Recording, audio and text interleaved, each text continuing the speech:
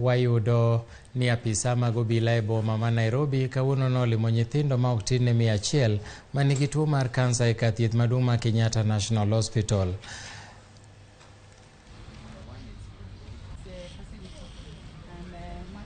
Mateso yote Mungu Mwenyezi, maumivu yote ambao watoto wanapitia, changamoto zote.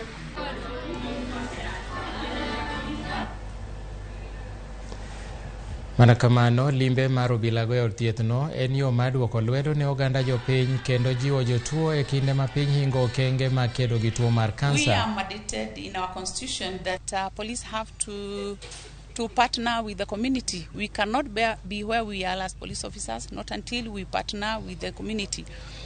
We do partner with institutions and facilities like Kenyatta National Hospital, not only to come and visit the sick, but doing much more things in community policing. That does bridge the gap that is in between the community and the police.